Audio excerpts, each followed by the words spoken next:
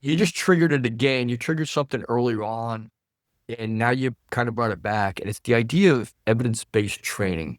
Mm.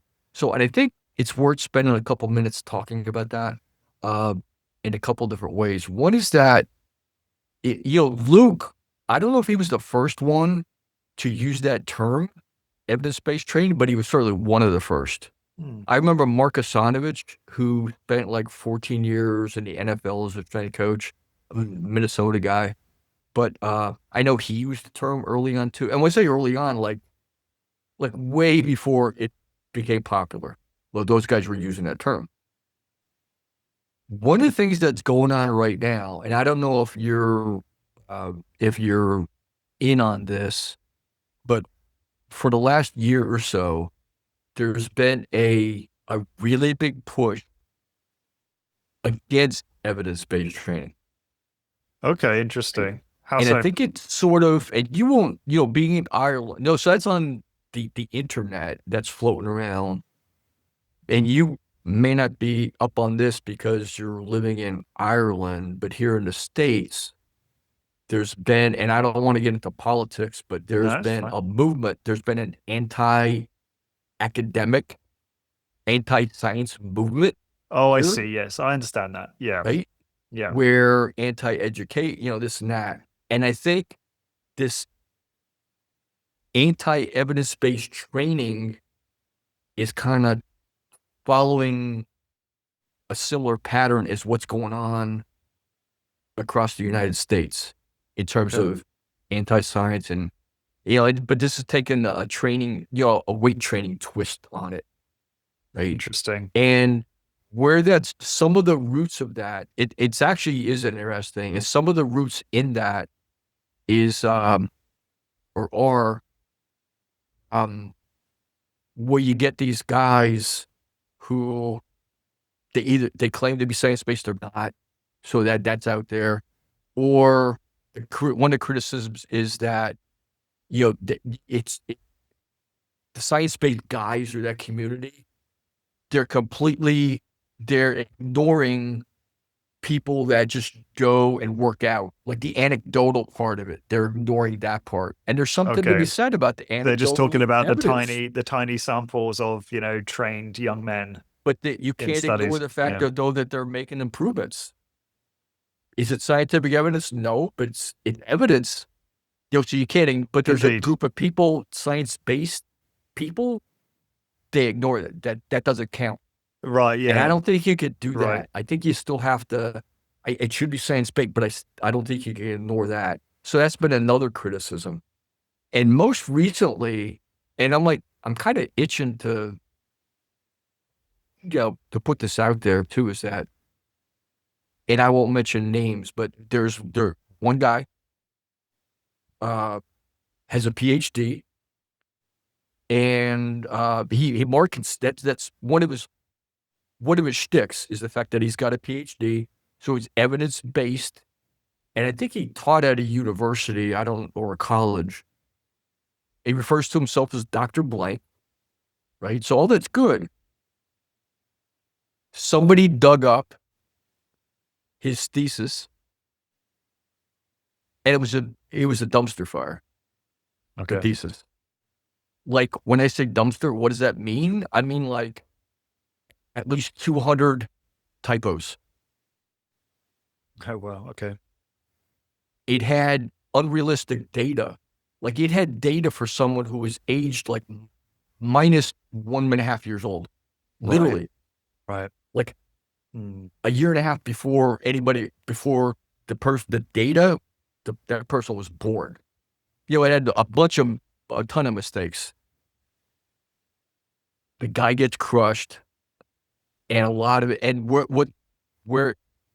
So we got and exposed, eh? he got exposed, All right. which is another story. But it was part of that story, but it branched off in an unexpected way because this came back to Mac evidence-based training in the face. Okay, so Well, it gave unexpectedly, evidence-based training that stigma a after that, right? bad look Yeah, yeah, because yeah. it's like, It's become and here's, overused, which is strange. well, plus also here's the thing, Lawrence, is in this case is that, okay, you got a guy over here, a science-based guy, Really? Because look at that thesis is a mess. Mm. He got his PhD. What kind of education did he get? So the anti-science based people are looking at it and go, like, who else out there Who is can you like trust? kind of like, Yeah, yeah, yeah. can you really trust this stuff? This is And that then is, it comes probably back to the worst indicator of trust, which is, hey, look at my physique, oh yeah, which yeah, sure, sure, is even yeah, worse, right? yeah. Difficult. It's difficult because then you really can't appeal to authority. You have to look at the research yourself, which, boy, it's tough And a because lot a of, lot of people will never do that. You know, that's right. they're For relying whatever on people reason, to some people curate it, they're not comfortable doing that because they don't mm, know enough or they don't about have how to, time.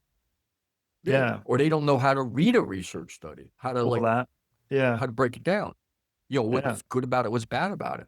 You know, they want information from other individuals, and then like, wait a minute, this guy's been telling us about this science base, and he's that.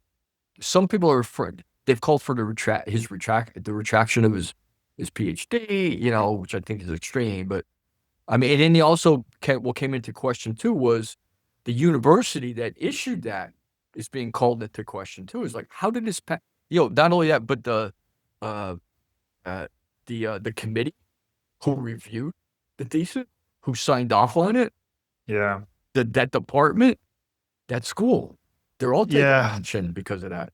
You know, You know, it's. I was thinking, like, as you were saying, I was thinking, how do we remedy this? And actually, I think it might come down to just the stack of proof someone has. So, you know, you look at yourself, you look at people like Dr. James Fisher, Dr. James Steele. These are scientists that I just really respect in our field. And obviously there are others too. But I guess we just have to look at like how much high quality research have they been involved in? Like, what's their background?